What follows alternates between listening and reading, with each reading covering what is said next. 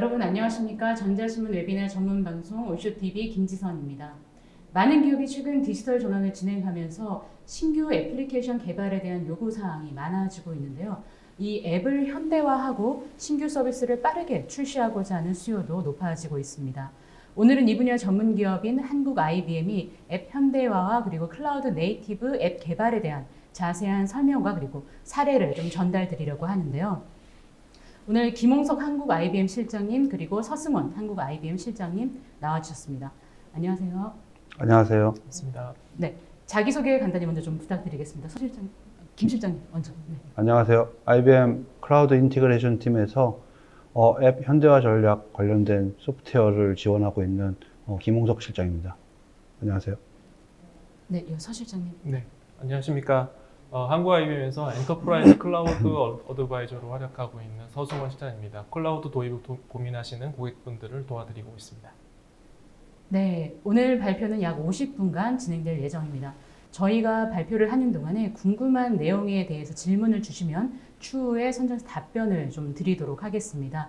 지금 설문조사도 진행 중입니다. 이 설문과 질문에 참여해 주신 분들께는 소정의 상품도 보내드리니 많은 참여 부탁드리도록 하겠습니다. 그럼 지금부터 앱 현대화와 그리고 신규 클라우드 앱 개발을 위한 최적의 플랫폼이 무엇인지 김홍석 실장님으로부터 들어보도록 하겠습니다. 실장님 발표 부탁드립니다. 네, 안녕하세요. 방금 소개받은 IBM 김홍석 실장입니다. IBM 트랜스포메이션 어드바이저라고 하는 소프트웨어와 모노투 마이크로 두 가지 소프트웨어를 통한 앱 현대화 전략에 대해서 소개해드리도록 하겠습니다. 최근에 애플리케이션들이 굉장히 폭발적으로 신규 애플리케이션들이 증가하고 있고요. 그리고 기존의 애플리케이션들을 유지 보수하는 데 굉장히 많은 돈이 투자되고 있습니다. 거기다가 굉장히 많은 종류의 애플리케이션과 굉장히 많은 수의 애플리케이션들이 컨테이너화하려고 하는 그런 세계화적인 추세에 있습니다. 그런 추세에 발맞춰서 저희 IBM에서 굉장히 많은 노력을 들이고 있고요. 굉장히 많은 소프트웨어들을 발표하고 있습니다. 오늘은 그 중에서 굉장히 중요한 두 가지 소프트웨어를 중점적으로 소개해 드리려고 합니다. 먼저 컨테이너와 쿠버네티스라고 하는 이런 가치를 먼저 설명을 좀 드려야 되겠는데요. 앞에서 설명드렸던 것처럼 굉장히 많은 수의 애플리케이션들이 컨테이너라이즈 되어 있는 형태로 운영되고 있고, 그리고 앞으로도 계속 운영될 예정에 있습니다. 그런데 이런 것들을 요구할 때 그 기존의 현대화된 그런 기업들이 요구하는 것들이, 요구사항들이 굉장히 많이 변화하고 있다는 겁니다. 그래서 컨테이너라이즈 되어 있는 애플리케이션을 실제로 관리를 할 때 자동화된 관리, 자동화된 배포, 그다음에 셀프 힐링이나 오토 스케일링, 그다음에 자동화된 롤백 기능을 통해서 뭔가 컨테이너 전략을 굉장히 큰 효과를 차지하려고 하는 그런 요구사항이 변화하고 있고요. 그런데 쿠버네티스라고 하는 그 컨테이너 플랫폼에 굉장히 중요한 소프트웨어가 있습니다. 그래서 쿠버네티스의 굉장히 최대 강자로 볼 수 있는 것이 이제 레드햇의 오픈시프트 컨테이너 플랫폼이라고 하는 소프트웨어입니다. 레드햇의 오픈시프트 컨테이너 플랫폼은 쿠버네티스 플랫폼에 굉장히 선도적인 위치를 차지하고 있고요. 이를 통해서 기업에서는 굉장한 빠른 시장 진입과 운영 비용 개선, 그다음에 IT 운영자의 운영 능력 개선 이런 것들을 찾아내고 있는 중입니다. 네, 예. 이제 IBM이 그 레드햇을 인수했다라는 사실을 아는 분들은 많이 계시겠지만 이 양사가 좀 어떻게 협업을 하고 있는지 궁금해하시는 분들도 많이 있을 것 같은데요. 예. 실장님께서 실제 양사의 협업 강점 무엇인지 좀 설명해 주시면 좋을 것 같습니다. 예, 뭐 잘 아시듯이 레드햇은 오픈소스의 굉장한 강자죠. 그리고 리눅스 OS를 보유하고 있고요. 그리고 쿠버네티스로 관리되는 컨테이너 플랫폼의 가장 중요한 소프트웨어인 오픈시프트 컨테이너 플랫폼을 가지고 있던 기업입니다. 거기에 반해서 IBM 같은 경우는 엔터프라이즈 기업들을 대상으로 해서 엔터프라이즈 기업들이 굉장히 안전하게 퍼블릭 형태의 클라우드, 하이브리드 클라우드를 지원할 수 있도록 하고 있는 그런 굉장히 수준 높은 인더스트리 경험을 가지고 있는 회사입니다. 그래서 두 개의 소프트웨어 강자가 두 개 모였다는 것의 의미는 오픈소스의 강자, 그 다음에 엔터프라이즈 강자. 그래서 그 두 개의 강자가 모여서 굉장히 빠른 진화, 빠른 개발 속도, 거기다가 안정적인 엔터프라이즈 지원, 이런 부분들을 약속한다, 뭐 이렇게 볼 수 있겠습니다. 그리고 그 오픈시프트 컨테이너 플랫폼을 기반으로 해서 레드햇이 IBM과 인수합병을 한 이후에 IBM에서 가지고 있던 프라이빗 클라우드 플랫폼이 오픈시프트 컨테이너 플랫폼 기반으로 변경이 되면서 가장 먼저 출시되었던 소프트웨어가 IBM 클라우드 팩4 애플리케이션입니다. IBM 클라우드 팩4 애플리케이션은 크게 옵티마이즈, 그 다음에 언락, 그 다음에 언리시 이렇게 세 가지의 가치를 가지고 있는 소프트웨어들의 집합이라고 볼 수 있습니다. 이 소프트웨어들은 기본적으로 레드햇의 OCP, 오픈시프트 컨테이너 플랫폼을 기반으로 하고 있고요. 그래서 옵티마이즈 부분에서는 기존의 애플리케이션을 변화 없이 그대로 실행시키는 기존 애플리케이션 실행, 이런 부분들을 굉장히 강조를 하고 있고요. 두 번째 언락 부분에서는 기존의 애플리케이션을 뭔가 변화를 줘서 컨테이너라이즈를 하고 그걸 클라우드 형태로 진화를 시키게 만드는 데 도움을 주는 그런 소프트웨어 제품들로 구성이 되어 있습니다. 그리고 세 번째로는 새로운 신규 애플리케이션을 구축을 하려고 할 때 기존 방법이 아닌 클라우드 네이티브 형태의 애플리케이션을 구축하는 데 도움이 되도록 하는 그런 소프트웨어 제품들로 구성이 되어 있습니다. 크게 Accelerator for Teams라고 하는 그런 소프트웨어로 구성이 되어 있고 그 안에는 개발자들이 필요로 하는 개발 환경에서부터 그 다음에 실제 운영, 배포에 이르는 그런 모든 환경들을 다 한꺼번에 가지고 있는 그런 제품입니다. 오늘 소개드리는 제품 여러 가지 기능들이 있지만 그 중에서 클라우드 팩4 애플리케이션의 언락, 기존의 애플리케이션의 현대화 이 부분에 있어서 크게 트랜스포메이션 어드바이저라고 하는 소프트웨어, 그 다음에 모노2 마이크로라고 하는 소프트웨어 이 두 가지를 중점적으로 소개를 드리려고 합니다. 간단하게 설명을 드리면 트랜스포메이션 어드바이저는 기존의 애플리케이션을 그대로 운영 형태로 클라우드 형태로 진화하도록 하는 그런 도움을 주는 소프트웨어인 반면에 모노2 마이크로 같은 경우에는 소프트웨어를 이제 분리를 해서 마이크로 서비스로 전환하는 데 도움을 주는 그런 소프트웨어라고 볼 수 있겠습니다. 이 부분은 IBM이 가지고 있는 앱 현대화에 관련된 프레임워크 부분이고요. IBM이 가지고 있는 프레임워크에서는 굉장히 많은 종류의 WAS, DB2, MQ 이런 기존 애플리케이션들을 뭔가 분석을 통해서 분석한 이후에 몇 가지 단계의 가장 적절한 단계를 거치도록 가이드를 합니다. 크게 가이드하는 단계는 리호스트, 그 다음에 리플랫폼, 리팩터 이렇게 세 가지 단계로 구성이 되겠고요.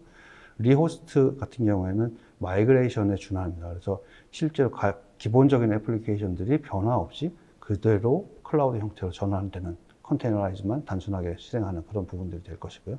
리플랫폼 같은 경우에는 기존의 애플리케이션을 운영하던 미들웨어를 현대화된 형태의 플랫폼으로 리버티 같은 IBM의 리버티 같은 플랫폼으로 변경하는 그런 부분들로 제공을 하고 있습니다. 이 두 부분이 저희가 제공하는 소프트웨어 중에서는 TA, 그러니까 트랜스포메이션 어드바이저라고 하는 제품에서 제공되고 있는 그런 리포트, 그런 것들을 기반으로 해서 자바 애플리케이션을 현대화된 형태로 전환하는 데 도움을 주는 거고요. 마지막으로 세 번째 형태, 리팩터링 하는 그런 부분인데요. 이것은 이제 실제로 애플리케이션을 다시 재개발하는 수준의 그런 노력을 들여야 한다고 해서 리라이트라고도 얘기를 합니다. 그래서 이 부분에 굉장히 큰 도움을 줄 수 있는 M2M이라고 하는 모노2 마이크로라고 하는 소프트웨어를 얼마 전에 출시를 하였습니다. 그래서 모노2 마이크로의 분석 결과에 따라서 자바 애플리케이션을 현대화된 애플리케이션, 즉 마이크로 서비스로 클라우드 네이티브 형태로 전환하기 위해서 가장 필요한 가이드라인과 구성에 필요한 산출물들을 자동으로 생성하도록 구성합니다. 클라우드 팩4 애플리케이션이 가지고 있는 크게 두 가지 소프트웨어들, 그러니까 트랜스포메이션 어드바이저와 모노2 마이크로 이 두 가지를 놓고 봤을 때 가장 왼쪽에 있는 부분이 모더나이즈 오퍼레이션, 그러니까 리호스팅에 해당하는 부분이고요. 그 다음에 런타임을 바꾸는 리플랫폼 부분, 그 다음에 모더나이즈 아키텍처 부분이 이제 실제로 리아키텍처링 하는 그런 부분이 되겠습니다. 그래서 이 부분들로 봤을 때, 트랜스포메이션 어드바이저는 왼쪽에 두 개, 그러니까 리호스트, 모더나이즈, 런타임, 리플랫폼, 이 두 부분에 굉장히 큰 강점을 가지고 있고, 이것들을 통해서 트래디셔널한 전통적인 와스 혹은 리버티로 옮기지만 애플리케이션은 원래 있는 애플리케이션을 그대로 옮기는 형태의 구성을 가져갑니다. 거기에 반해서 가장 오른쪽에 있는 모노2 마이크로 같은 경우에는 실제 기존의 모놀리틱한 애플리케이션을 마이크로 서비스 형태로 쪼개는 것까지도 지원을 할 수 있기 때문에 그런 부분들을 통해서 애자일한 딜리버리나 클라우드 네이티브의 실제 밸류들 이런 것들을 충분히 가져갈 수 있다라고 하는 장점이 있겠습니다. 그래서 이 세 가지의 패스를 적절하게 구성을 하고 선택을 하실 때 트랜스포메이션 어드바이저를 이용하실지 혹은 모노 투 마이크로를 이용하실지 아니면 두 가지를 적절하게 나눠서 이용을 하실지 이것들을 결정하도록 되어 있습니다.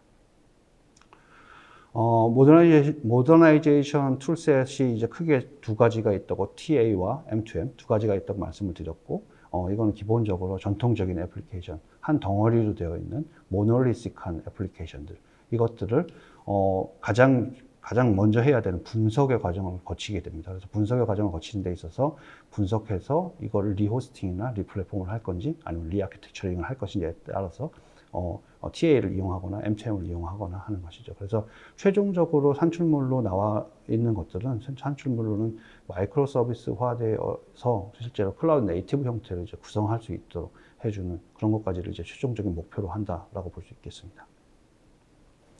먼저 기존의 애플리케이션을 현대화하는 데 굉장히 큰 도움을 주고 있는 트랜스포메이션 어드바이저에 대한 설명을 간단히 드리겠습니다. 트랜스포메이션 어드바이저는 고객의 애플리케이션을 신속하게 마이그레이션 할 수 있도록 지원하는 소프트웨어입니다.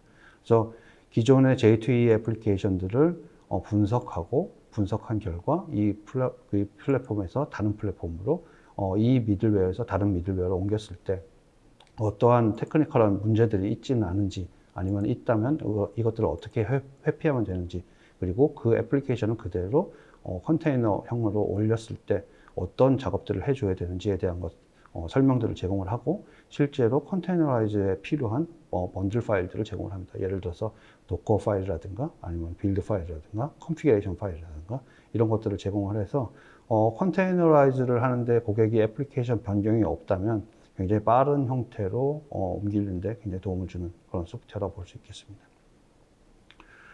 실제 트랜스포메이션 어드바이저를 이용한 마이그레이션의 예시입니다.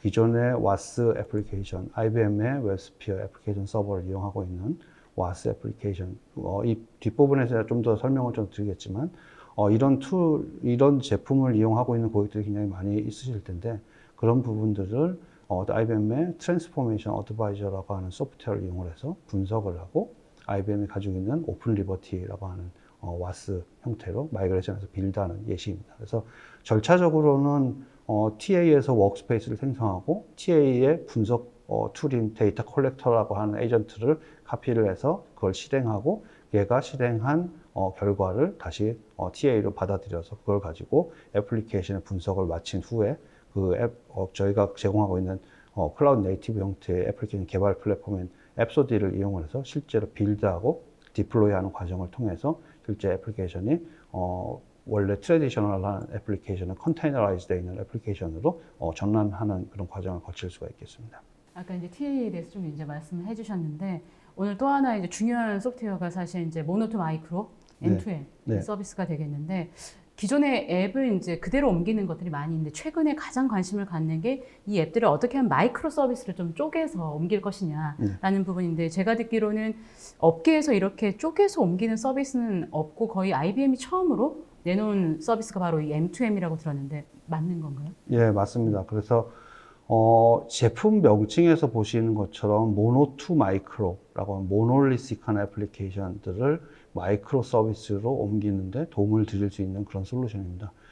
방금 사회자분께서 말씀하신 것처럼 기존 업계에서는 이런 종류의 어프로치를 취한 적이 한 번도 없다고 볼 수 있습니다. 굉장히 새로운 기법이고 새로운 솔루션입니다.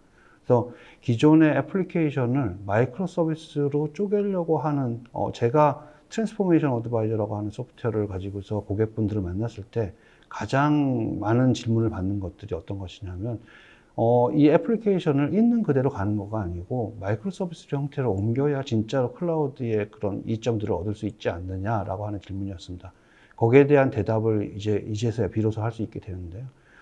기존의 코드를 실제로 애플리케이션은 굉장히 많은 종류의 애플리케이션을 다뤄봤고 거기에 대한 날리지를 가지고 있는 사람들만이 기존의 코드를 분석하고 그걸 이해할 수 있게 됩니다. 그래서 그런 기존의 코드를 분석하고 이해하는 분석 능력도 필요하지만 실제로 사람이 하는 작업이다 보니까 그것을 계속해서 반복적으로 수행해야 되고 반복적으로 수행하는 과정에서 굉장히 많은 시간도 들지만 에러가 발생을 해서 다시 재작업을 하거나 재구성을 하거나 이런 일들을 비일비재하게 보게 됩니다. 그래서 기본적으로 기존의 애플리케이션을 마이크로 서비스로 쪼개서 놓는 형태의 소프트웨어는 기본적으로는 나올 수가 없는 제품입니다. 그래서 사람이 해야만 하는 일이었고 굉장히 단순한 작업은 아니었다라고 말씀을 드릴 수 있습니다. 거기에다가 추가적으로 이런 과정을 통해서 고객이 요구하는 거는 풀 스케일 할 수 있는, 그러니까 엔터프라이즈 기업에서 쓸 수 있는 애플리케이션에 클라우드를 활용할 수 있는 아키텍처로 가는 것을 최종적인 목표로 할 텐데, 그런 것들을 지원하기 위해서 IBM에서는 IBM이 가지고 있는 AI 인공지능 기술을 이용을 해서 모노리틱한 애플리케이션을 분석해서 뭔가 마이크로 서비스로 이렇게 제한을 드리는 그런 기법들을 제공하고 있습니다. 그래서 이걸 통해서 아키텍트가 리팩토링을 하는 데 있어 가지고서 수작업을 하면서 드는 시간, 비용 이런 것들을, 각종 부작용 이런 것들을 절감할 수가 있겠고요. 그리고 이 소프트웨어를 이용해서 실질적으로 마이크로 서비스로 쪼갰을 때 실질적으로 이렇게 애플리케이션을 쪼개면 됩니다 라고 하는 권고사항, 이런 것들을 이용을 해서 애플리케이션 전환하는 데 있어 가지고 그런 이행 속도 이런 거를 가속화할 수 있겠습니다. 모노투 마이크로의 큰 기능은 일반적으로는 소스 코드를 정적으로 분석하는 부분과 동적으로 분석하는 부분, 이 두 가지로 나뉘어져 있고요. 정적 분석을 통해서 데이터의 연관성 이런 것들을 분석하게 되고요. 동적 분석을 통해서 애플리케이션의 트레이스를 분석하게 됩니다. 그래서 이 두 가지를 합쳐서 여러 가지 다양한 종류의 리포트를 제공합니다. 그래서 뒷부분에서 리포트에 대한 것들을 설명을 좀 드리겠지만, 최종적으로는 이런 리포트를 기반으로 해서 나온 파티션이라고 하는 명칭으로 마이크로 서비스로 쪼개져 있는 형태의 애플리케이션을 나누는 것까지도 지원을 하고 있습니다. 그래서 전통적인 고객의 애플리케이션을 자동으로 분석하고 마이크로 서비스화 하는 데 있어 가지고 굉장히 큰 도움을 줄 수 있는 그런 소프트웨어입니다. 모노투 마이크로의 작업 순서라고 볼 수 있겠고요.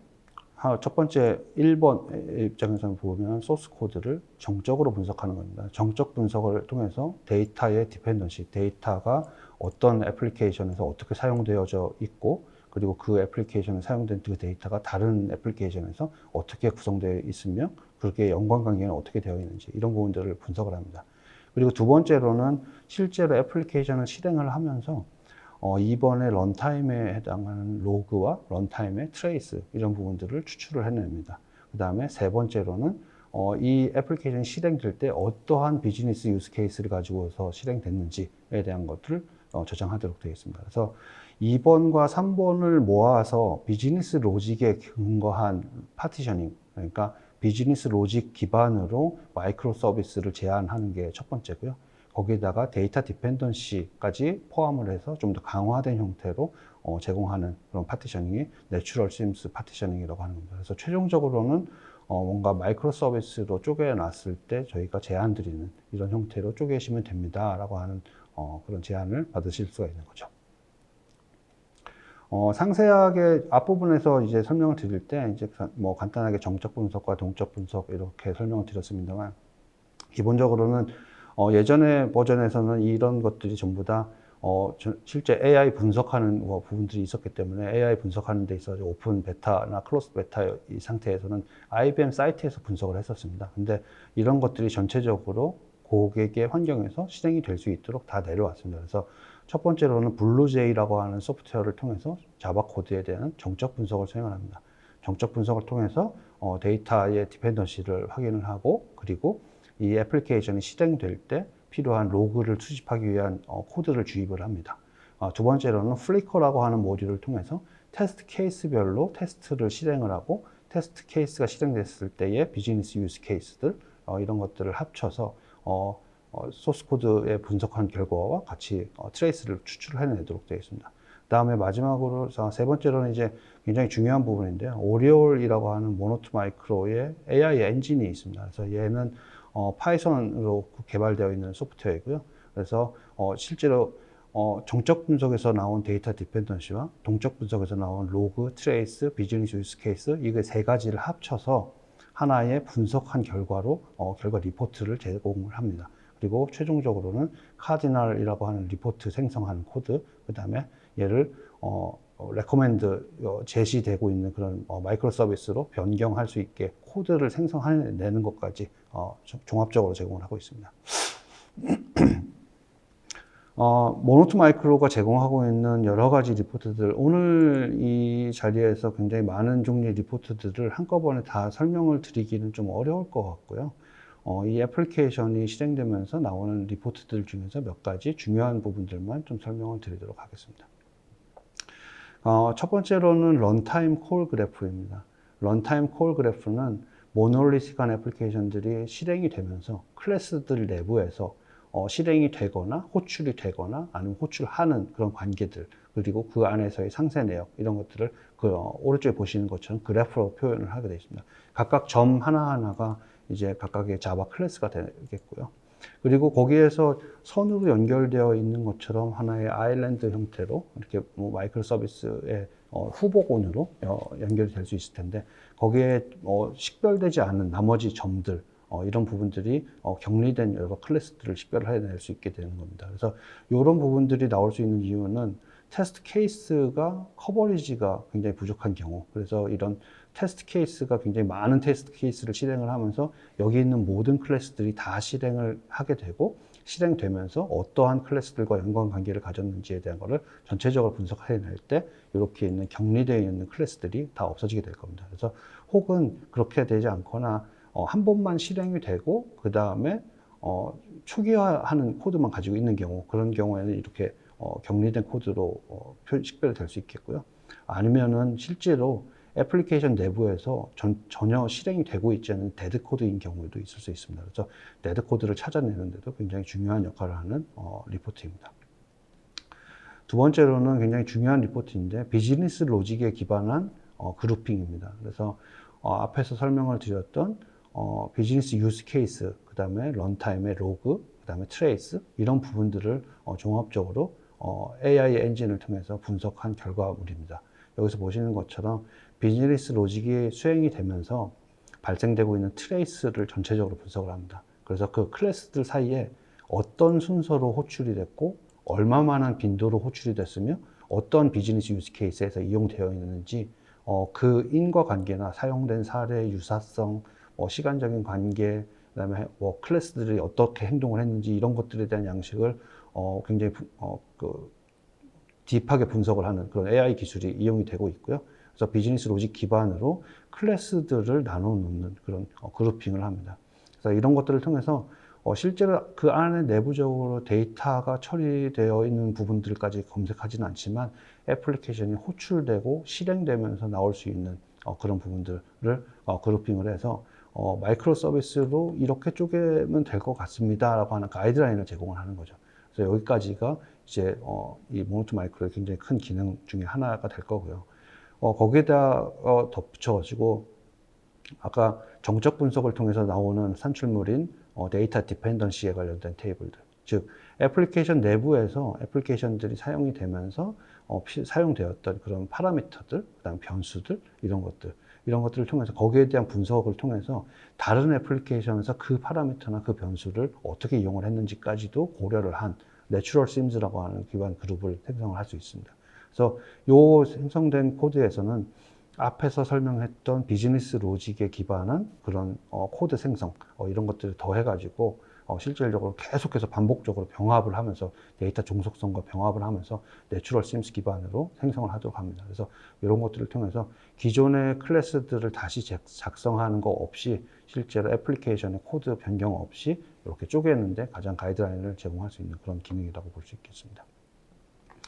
여기까지 보시게 되면은 이제 IBM의 기술만 가지고서 전체적으로 애플리케이션이 나눠지고 하는 것들을 이제 설명을 드렸는데, 거기다가 실질적으로 기계가 분석해내지 못하는 부분들, 즉 사람이 이제 개발을 하고 나서 어떠한 의도를 가지고서 이제 애플리케이션을 분석을 할 때 좀 더 가미를 할 수 있는 그런 기능들입니다. 그래서 in the middle이라고 해서 마이크로 서비스를 나눌 때 아까 보셨던 정적 분석이나 동적 분석, 이 분석된 결과만 가지고 나누는 것이 아니라 새로운 파티션을 하나 만들어서 여기 있는 것들은 데드 코드이거나 아니면 사용되지 않는 코드들이라고 하지만 이것들은 나중에 사용될 수 있어 라고 하는 식으로 이제 분석이 될 수 있다면, 그것들을 새로운 파티션으로 만들어서 이동을 시킨다든가, 아니면은 거기 있는 애플리케이션에 있는 파티션을 한 개 이 파티션에서 다른 파티션으로 옮긴다든가 하는 형태로 마이크로 서비스의 권고 가이드라인을 좀 더 강화시킬 수 있는 방법을 제공하기도 합니다.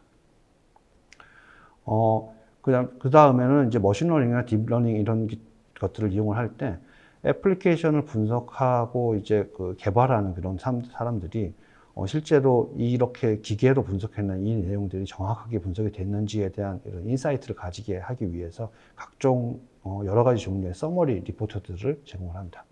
즉 해당 파티션 내에 존재하고 있는 클래스들의 뭐 숫자라든가 아니면 유스케이스의 빈도수 아니면은 뭐 여러 가지 유스케이스의 이름들 이런 것들이 서로 연관관계를 가지고 있는 리포트들을 종합적으로 생성을 해내고요. 굉장히 중요한 부분은 매개 변수들 그러니까 자바에서 사용되고 있는 프리미티브 매개 변수와 넌 프리미티브 매개 변수 즉 예를 들어서 뭐 스트링이나 어레이 같은 이런 매개 변수들 실질적으로 자바 클래스들이 실행이 될 때 예전에 모놀리틱한 애플리케이션에서는 하나의 JVM에서 실행이 됐었기 때문에 이게 콜 바이 레퍼런스인지 콜 바이 밸류인지 이런 것들이 관계가 없이 실행이 됐다라고 한다면 컨테이너라이즈가 되고 파티션으로 나눠지게 되면 애플리케이션들이 서로 호출하는 그런 것들이 좀 콜 바이 레퍼런스일 경우에 굉장히 문제가 발생을 할 수 있거든요. 그래서 이런 넌 프리미티브 매개 변수에 대한 그리고 파티션 내에서 참조하는 외부에 있는 클래스들 이런 것들에 대한 것들을 종합적으로 리포트로 제공하는 것이 굉장히 중요합니다. 거기다가 마이크로 서비스로 구현을 했다라고 하면 각각의 그런 마이크로 서비스들 간에 서로 호출을 하기 위해서 필요한 REST API의 시그니처 이런 부분들을 정의하고 어떤 부분들을 통해서 이제 인터페이스 할 건지 이런 코드를 자동으로 생성해내는 이런 것까지도 제공을 하고 있습니다. 그래서 최종적으로는 마이크로 서비스의 권고 가이드라인이 파티션이라고 하는 그런 형태로 마이크로 서비스가 생성이 될 텐데 그 마이크로 서비스가 여기 오른쪽 그림에서 보신 것처럼 파티션 0, 1, 2, 3, 4 이런 식으로 파티션들이 생성이 됩니다. 그래서 이런 파티션들 안에서 생성된 코드들이 자동으로 애플리케이션으로 이제 구성이 될 수 있도록 일반적인 기본적인 클래스들을 다 뽑아내고 거기다가 보조하는 클래스들 그리고 얘를 인터페이스하기 위한 그런 클래스들 이런 것들까지 다 고려를 해서 애플리케이션 구조로 작성을 해줍니다. 그래서 이런 것들을 통해서 물론 이 작업이 한 번에 다 끝나지는 않겠지만 한 번 실행을 하고 또 다시 실행을 하고 계속 실행을 하면서 굉장히 견고하게 만들어지게 될 텐데 이런 부분들을 지원할 수 있도록 파티션별로 분리를 하고 보조되는 클래스들을 자동으로 생성하는 그런 기능들을 제공하는 것이 모노2 마이크로의 기능이라고 볼 수 있겠습니다.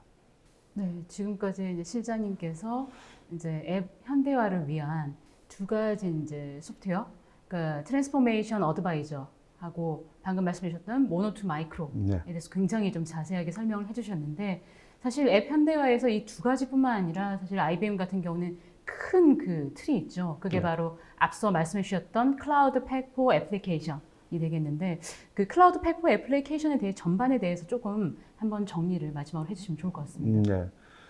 IBM 클라우드 팩4 애플리케이션은 레드햇의 오픈시프트의 플랫폼에 기반한 첫 번째 IBM의 상용 소프트웨어입니다.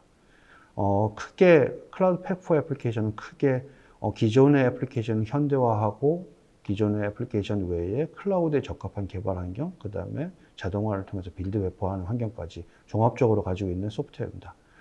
첫 번째로 애플리케이션 모더나이제이션 항목에서 제가 설명을 드렸던 부분이 자동화된 애플리케이션 분석을 통해서 기존의 트레디셔널한 애플리케이션, 모놀리틱한 애플리케이션들을 마이크로 서비스로 옮겨갈 수 있도록 즉 리호스팅이나 리플랫폼 이런 과정 거기다가 리팩토링을 하는 그런 과정까지 지원할 수 있도록 그래서 트랜스포메이션 어드바이저와 모노2 마이크로라고 하는 그런 소프트웨어 이런 것들을 통해서 클라우드 팩4 애플리케이션 기반으로 애플리케이션을 옮길 수 있는 그런 부분입니다. 그래서 기존에 개발된 애플리케이션들을 가지고 있고 그 애플리케이션을 클라우드로 전환하려고 하는 고객이시라면 그리고 이걸 전환하려고 할 때 어떤 방식으로 하면 좋을지 이런 것들에 대한 고민이 있다라고 한다면 반드시 필요한 그런 소프트웨어라고 볼 수 있겠고요.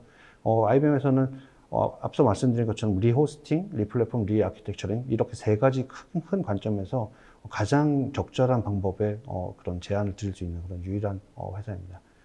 그 다음에 두 번째로는 기존에 존재하지 않던 기존에 있던 애플리케이션이 아닌 다른 종류의 애플리케이션들입니다. 그래서 기존의 애플리케이션들이 아니고 컨테이너로 뭔가 이전을 하려고 하고 클라우드 네이티브 형태의 애플리케이션 이런 것에 큰 장점을 얻고 싶긴 한데 도대체 컨테이너 개발은 우리는 해본 적이 별로 없는데 그리고 이런 것들을 어떻게 하면 좋을지 굉장히 고민이다. 그리고 클라우드 네이티브 애플리케이션을 어떻게 개발해야 될지 고민이다. 이런 부분들을 이런 고민들을 가지신 고객분들에게도 굉장히 중요한 소프트웨어입니다.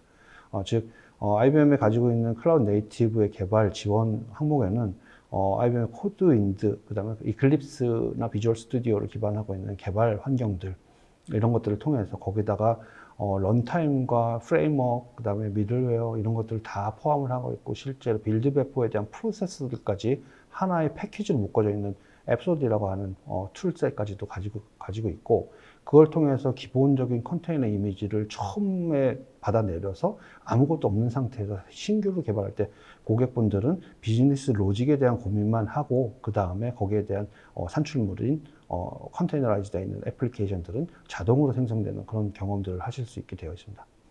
마지막으로 세 번째 부분에서는 DevOps입니다. DevOps는 벌써 나온 지가 굉장히 오래된 용어입니다. 그래서 디벨로퍼, 개발과 오퍼레이션 이 두 항목에서 굉장히 좀 조화롭게 운영이 되어야 된다라고 하는 그런 요소를 가지고 있는데요. DevOps가 실제로 컨테이너 환경으로 넘어오면서 굉장히 꽃을 피게 됐습니다. 그래서 클라우드로 넘어가고 그리고 그걸 좀 더 엑셀러레이션 하는 그런 과정을 통해 가지고서 DevOps라고 하는 가치를 좀 더 이제 표현할 수 있게 되어 있는데요. 그래서 클라우드 환경에 특화된 개발 환경은 당연히 가지고 있지 않으실 테고, 그리고 거기 기존의 개발 환경들 외에 운영 환경은 또 클라우드 형태로 운영 환경을 또 어떻게 해야 될지 이런 부분들에 대한 고민을 필히 가지실 수밖에 없습니다. 거기다가 개발된 애플리케이션들을 한 번 개발하고 말 것이 아니라 클라우드형이기 때문에 굉장히 반복적으로 개발을 하고 반복적으로 운영을 하는 그런 환경들을 구성을 해야 합니다. 그래서 그런 것들을 운영하기 위해서는 DevOps라고 하는 툴체인들을 필수적으로 이제 구성을 하시게 되어 있는데요.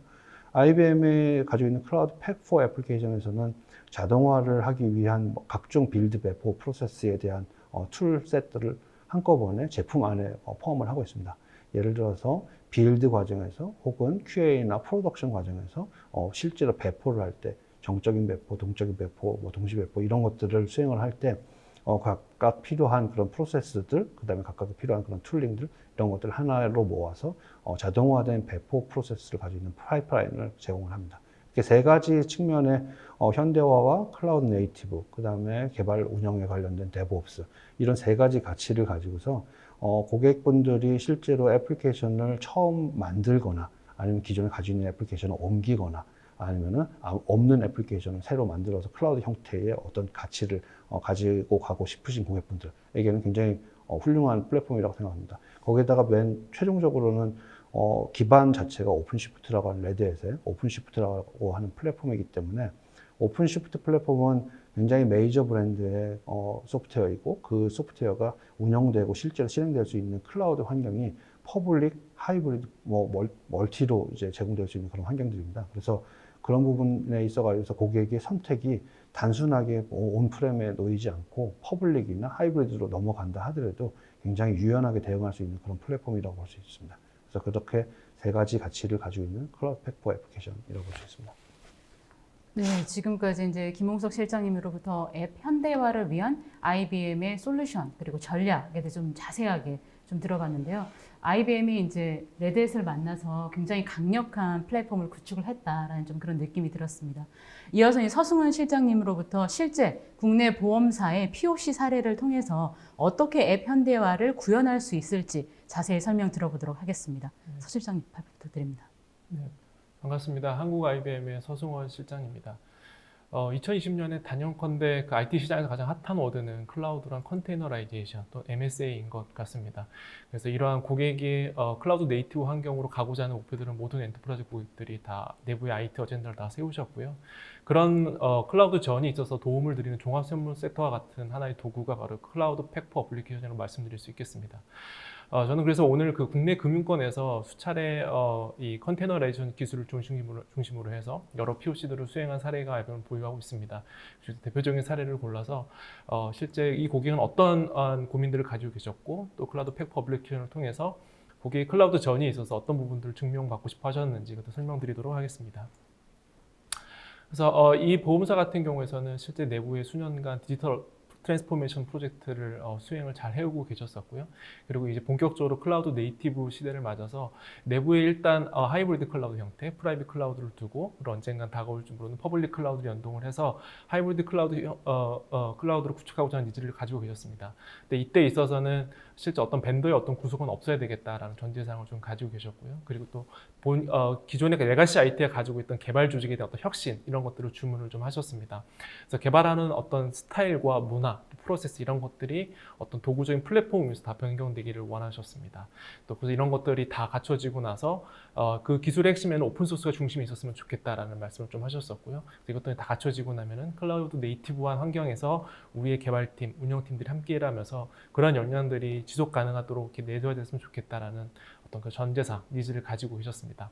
그래서 IBM은 이 POC를 구성을 할 때 있어서 한 3주 정도의 시간을 들여서 고객의 어떤 니즈에 맞는 어떤 답변을 준비하고자 했었습니다.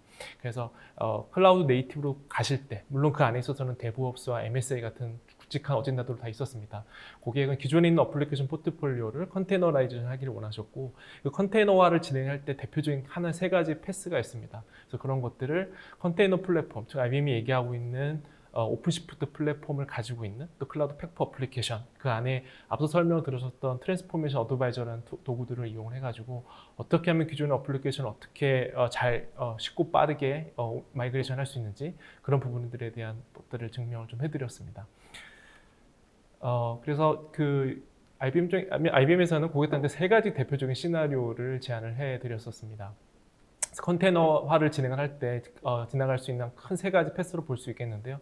가장 첫 번째는 가장 쉬운 길입니다. 기존에 있는 어플리케이션에 어떤 특정 와스 위에서 돌고 있다고 하시게 되면 그것들 큰 변경 없이 그대로 리프트 앤 시프트, 변경 없이 그대로 컨테이너화를 진행을 해서 데브옵스 툴체인과 엮여서 실제 그 클라우드 네이티브에 유사하게끔 이렇게 현대화를 진행하는 과정인 겁니다. 그래서 이 부분에 있어서는 실제 고객분들은 이런 과정들, 실제 컨테이너화를 경험해 보지 않으셨고 기존에 어떤 레가시 어플리케이션이 그냥 있는 그대로 있는데 이 에즈에지 어플리케이션을 어떻게 쉽게 옮길 수 있는지 어떤 용이성 측면에서 1번 시나리오를 확인을 받고자 하셨습니다. 두 번째 같은 경우에는 모든 엔터프라이즈 기업들이 그러실 겁니다. 대표적인 표준화된 와스 환경들을 다 가지고 계시는데요.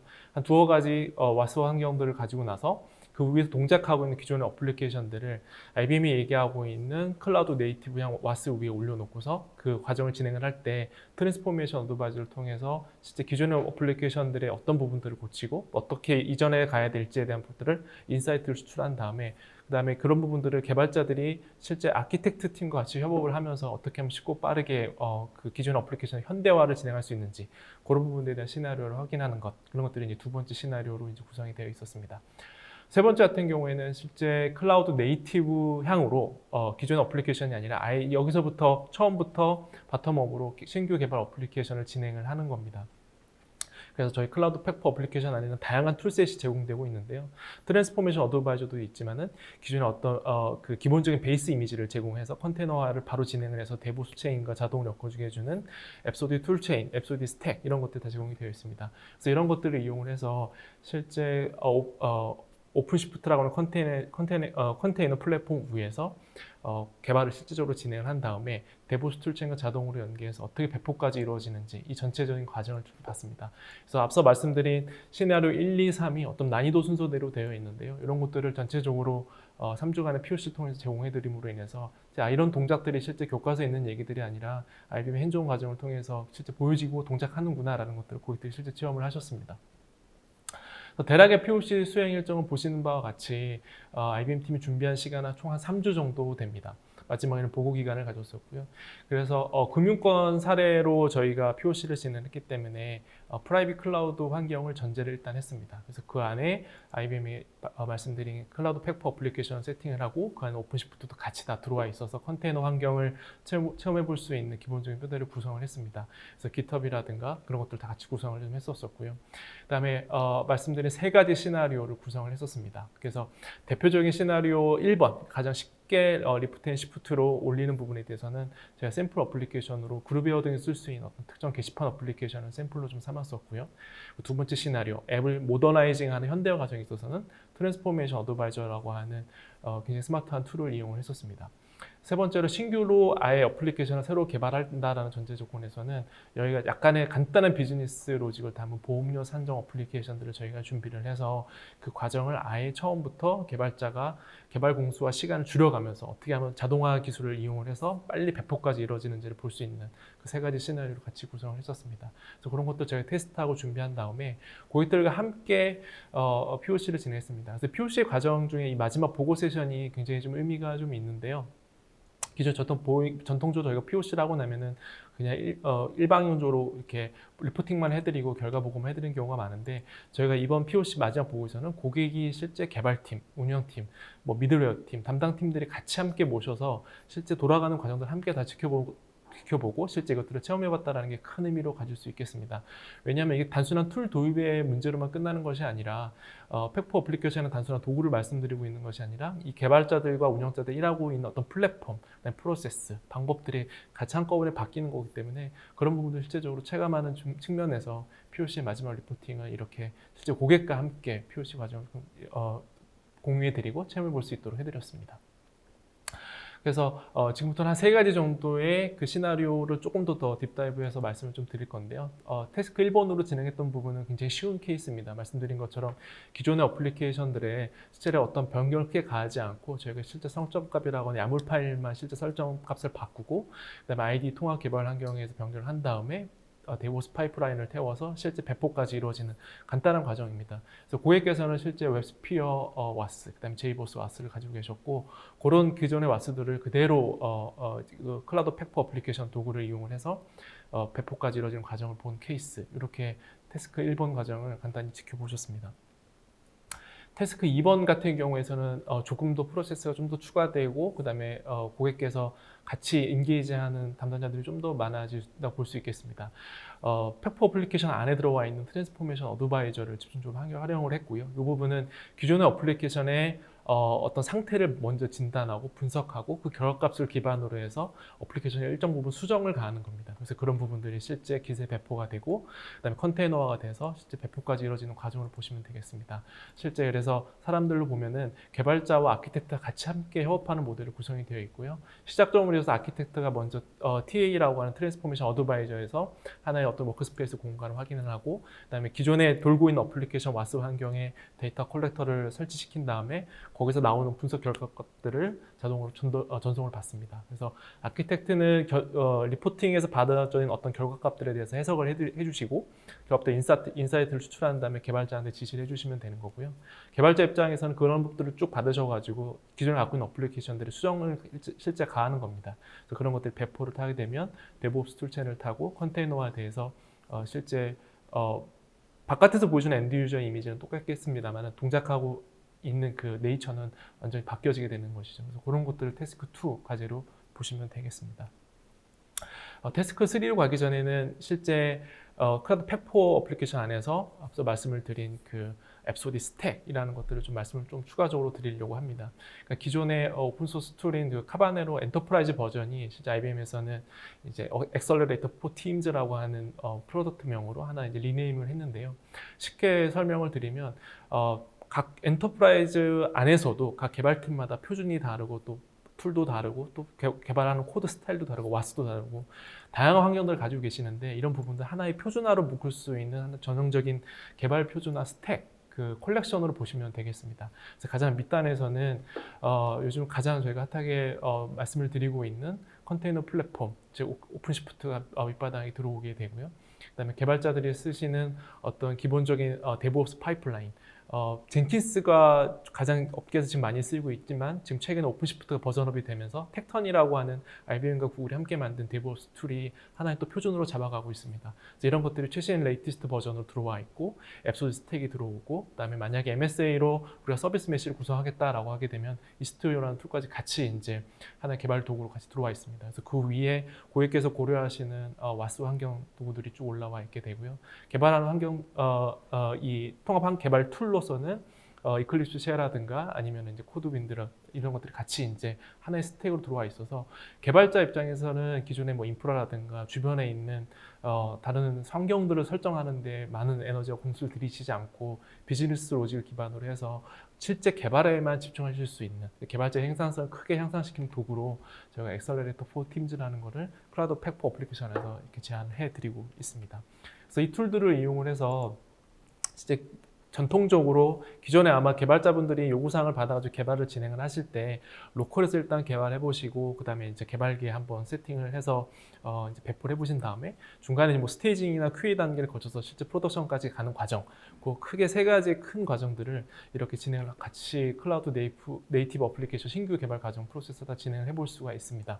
그래서 아키텍트와 개발자 같이 역시 다 함께 협업을 하게 되고 이제 앱소디 스택에서 실제 그 하나의 그 스택 허브를 통해서 하나의 그 베이스 이미지를 하나 구성하게 됩니다. 보통 이 부분이 퍼블릭하게 위치할 수 있긴 합니다만은 또 어떤 고객 요건에 따라서 프라이빗한 환경 안에 이제 구성해 두실 수도 있습니다. 그래서 아키텍트가 그 환경을 구성해 놓고 나서 베이스 이미지를 가지고 실제 거기서 바로 개발을 시작을 하시는 겁니다. 그래서 로컬에서 직접 개발해 보실 수도 있고 개발계로 가게 되면 그런 부분들을 실제 오픈시프트와 같이 연계되어 있는 레지스트리를 통해서 이미지를 올려서 데브옵스 파이프라인을 태워서 배포로 이루어지게 되는 거고요. 그 다음에 프로덕션까지 가게 된다면 깃에다가 이 개발 코드를 올리고 또 깃과 이 오픈시프트 기반의 레지스트리 간에 있는 이 웹훅으로 API로 통신하게 됩니다.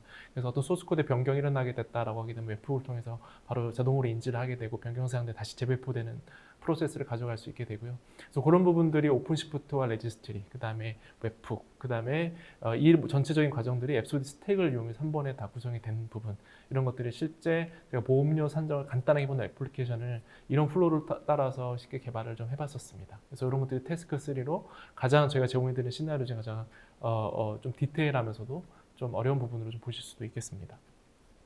그래서 이런 큰 앞서 말씀드린 세 가지 시나리오를 진행을 하면서 저희 그 IBM 팀 그리고 또 고객들도 몇 가지 레슨스 런들을 가져가실 수 있게 됐습니다. 그리고 첫 번째 시나리오에서 보여드렸던 간단한 리프트 앤 시프트를 통해서는 컨테이너화에 대한 어떤 그 용이성, 그것들이 그냥 단순히 너무 어렵거나 수장적인 얘기들이 아니라 기존에 있는 어플리케이션들이 특정 왓슨이 돌고 있는 것들이면 우리 팩포 어플리케이션이라는 도움을 통해서 바로 컨테이너를 진행할 수 있구나라는 것도 자신감을 좀 얻게 되셨었고요.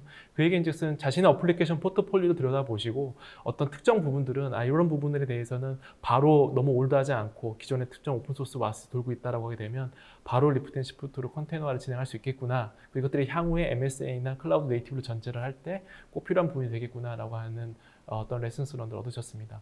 또 두 번째 부분, 이 두 번째 부분 하시는 고객들이 가장 피드백이 좋으셨던 부분입니다. 트랜스포메이션 어드바이저라는 그 마이그레이션 지원 도구를 통해서 기존의 어플리케이션을 조금 수정을 가하고 변경을 통해서 클라우드 네이티브로 가장 현대화된 왓을 앞서 말씀드린 어떤 리버티 이런 쪽으로 옮겨갔을 때 그 과정들에 대해서 이 어드바이저 툴에 대한 도움을 꽤 많이 받으신 겁니다. 그래서 이 과정들이 실제 그 인사이트들이 어떤 그냥 외산 툴에서 보여지는 형식적인 얘기들이 아니라 실제로 개발자 입장에서 봤을 때도 굉장히 의미 있고 그것들이 향후에 다양하게 갖게 되는 어떤 그 런타임 환경에서도 어떤 부분으로 적합하고 적합하지 않는다 이런 것도 쉽게 알 수 있게 되는 전체적으로 어플리케이션 자사의 어플리케이션 포트폴리오에 현대화를 가하고 그런 것들 마이그레이션을 통해서 컨테이너라이제이션 진행을 할 때 꼭 필요한 도구구나라는 것들에 대한 어떤 기술적인 검증, 확신들을 가져갔다는 게 큰 도움을 좀 보실 수 있겠습니다. 또 세 번째는 어쩌면 가장 큰 신기술인데요. 클라우드 네이티브 환경으로 직접적으로 한번 어플리케이션을 개발을 해본 것입니다. 그래서 가장 커먼하게 쓰이고 있는 젠킨스라고 하는 데브옵스 파이프라인, 그보다 조금 더 저희가 앞서 나간 그 텍턴이라는 파이프라인이 이 클라우드 팩포 어플리케이션 안에 들어와 있는데요.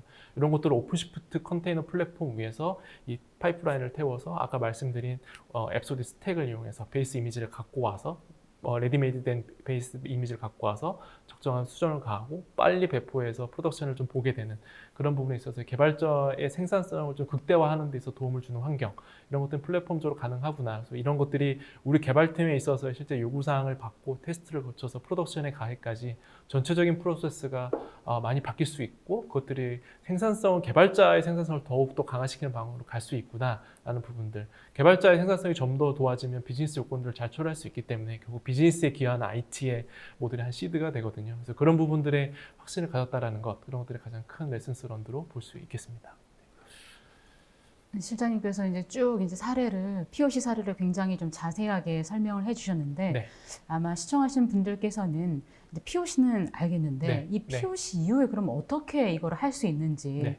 그런 뭐 전략이라든지 로드맵을 제공해 주실 수 있는지 궁금해 하실 것 같거든요. 네, 그래서 그 로드맵에 대해서 한번 설명을 좀 드리겠습니다. 사회자님께 말씀을 잘 해주신 것처럼 단순한 POC는 그 하나의 기술 검증에 불과한 것이고요. 실제 그거 확인된 기술, 또 어떤 개발팀, 스테이크홀더들 확신을 기반으로 해서 그럼 우리 회사가 본격적으로 어떤 특정 솔루션, 기술을 기반으로 해서 어떤 길을 갈 수 있느냐라는 부분들을 명확하게 제시하는 부분이 또 가장 중요한 부분입니다.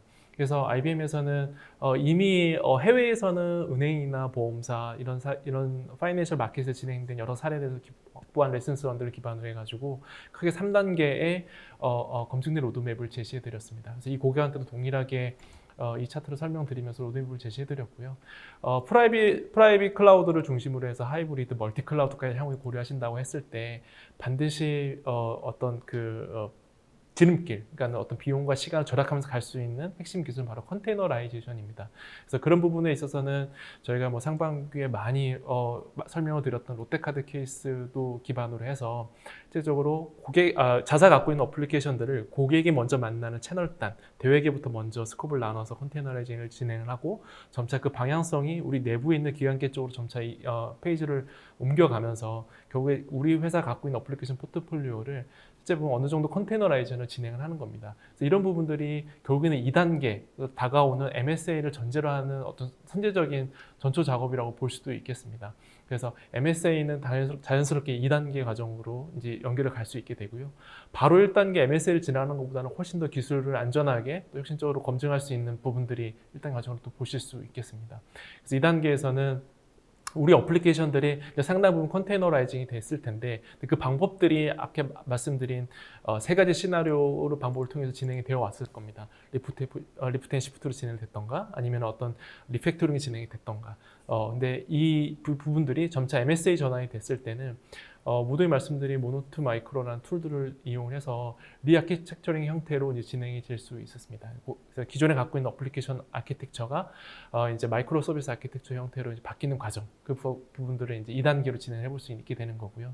우리의 서비스들 굉장히 유연하고 루즐리 커플이 되어 있고 장애라든가 어떤 기민한 성질들을 가지고 있다라고 전제가 됐었을 때는 이제는 이 과정들이 이제 우리 회사의 개발팀과 운영팀에 이제 그 내재화되는 클라우드 네이티브 단계가 바로 3단계가 되겠습니다. 그래서 1, 2, 3단계 과정들이 이제 앞으로 걸어놔야 될 길들이라고 제가 말씀을 좀 드렸고 이 모든 전제 얘기들이 컨테이너라는 기술이 하나의 시드처럼 자리하고 있게 됩니다. 그래서 이런 부분들이 오픈시프트라고 하는 클라우드 팩포 어플리케이션 안에 가장 핵심적으로 들어와 있는 이 플랫폼 위에서 진행이 되는 부분, 이런 부분들이 제가 자신 있게 보겠다는 설명드린 부분들이 되겠습니다. 네, 지금까지 두 실장님께서 이 앱 현대화가 무엇이고 어떻게 클라우드 네이티브 앱을 개발할 수 있는지 굉장히 자세하게 50분 동안 설명을 해 주셨습니다. 아마 많은 분들께서 공부도 되셨을 것 같은데요. 저희가 발표를 하는 동안에 여러분이 많은 질문을 좀 주셨습니다. 이 중에 뽑아서 지금부터 한 10분가량 답변을 좀 드리도록 하겠습니다. 지금 설문조사도 진행 중이기 때문에 많은 참여 부탁드리도록 하겠습니다. 질문을 좀 꼽아보려고 하는데 일단 오늘도 지금 제가 얼핏 보니까 뭐 공공, 금융, 뭐 대기업, 뭐 스타트업 굉장히 많은 곳에서 지금 같이 동시에 지금 시청을 하고 계시거든요. 실무적인 질문들을 굉장히 많이 주셨습니다. 그 중에서도 먼저 아까 첫 번째 우리 김 실장님께서 발표하셨던 내용 중에 하나인데, 그러니까 M2M이죠. 모노2 마이크로.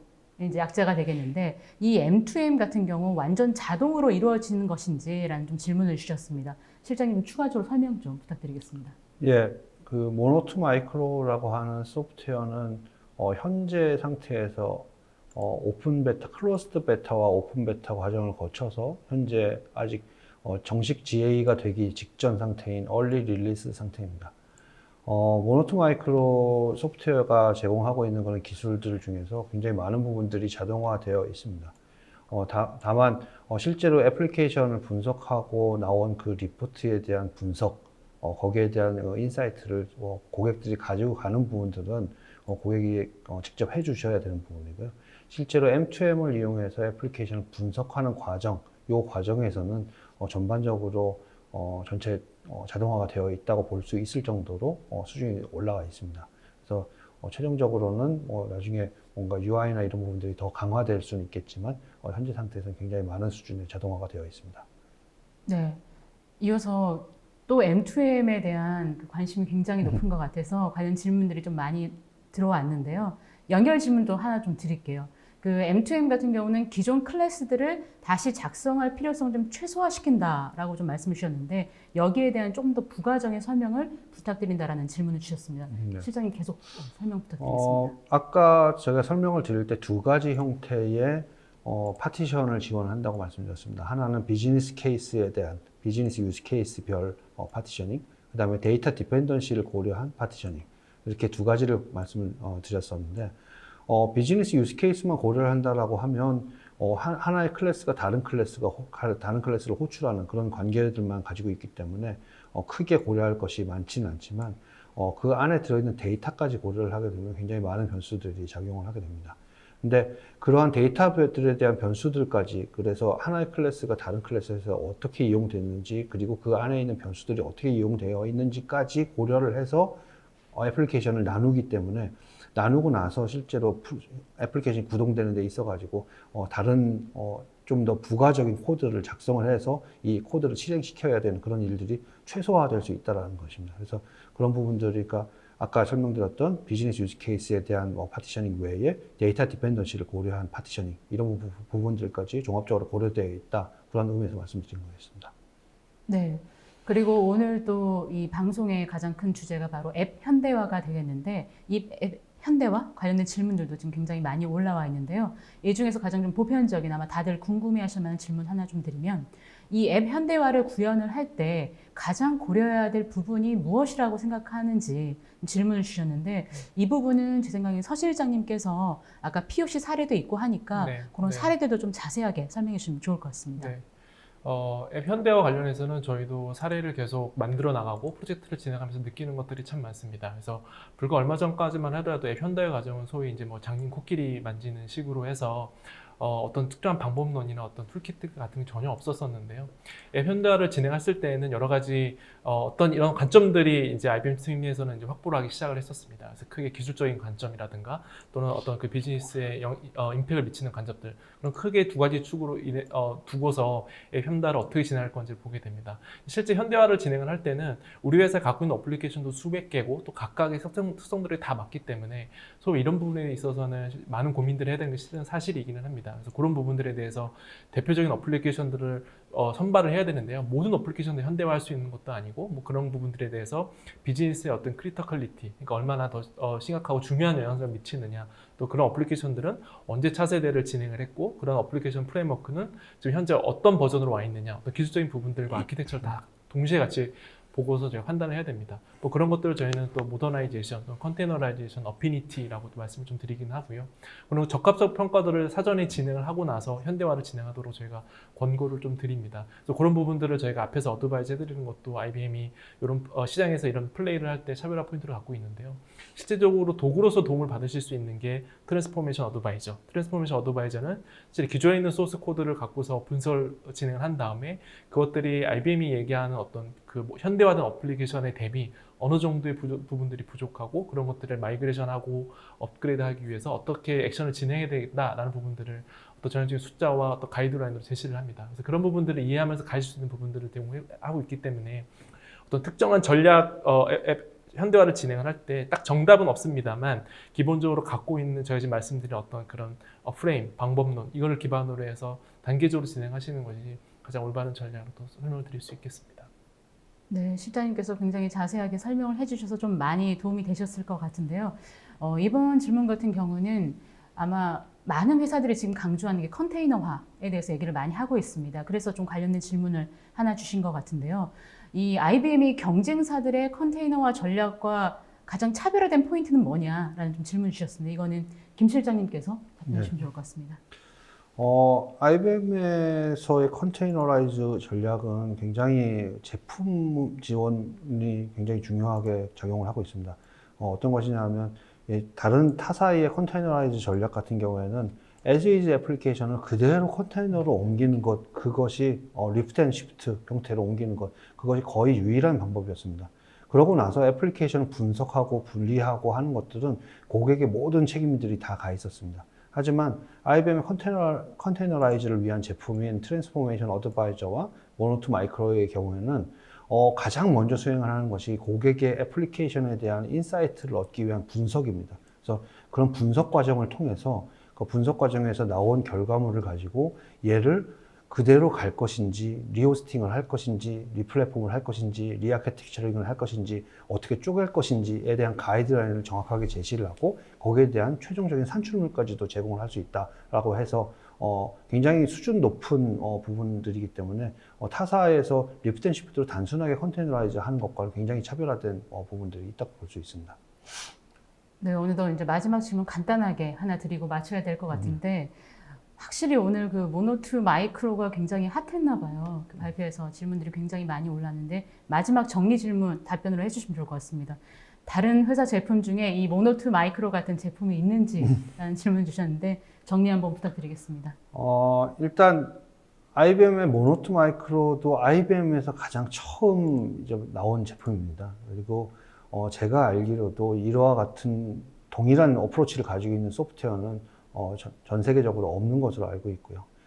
굉장히 많은 부분들의 애플리케이션이 분석의 과정이 거치고 나서 그 애플리케이션을 모더나이즈하고 그다음에 컨테이너라이즈를 하고 마이크로 서비스로 쪼개고 하는 그런 과정들을 거치게 될 텐데 그런 분석이라고 하는 과정을 기계적으로 단순하게 기계적으로 분석하는 것이 아니라 IBM이 굉장히 오랫동안 가지고 있었던 AI 기술을 이용을 해서 굉장히 복합적으로 다중적으로 분석을 하고 정적인 분석과 동적인 분석, 그다음에 로그, 트레이스, 뭐 실제로 사용됐던 패턴들 이런 것들을 굉장히 여러 차례 분석을 하면서 하는 과정을 통해서 굉장히 수준 높은 형태의 애플리케이션 마이그레이션 전략을 가지고 있는 굉장히 종합적인 솔루션이라고 볼 수 있습니다. 그래서 그런 부분은 굉장히 큰 차별화 포인트로 볼 수 있겠습니다.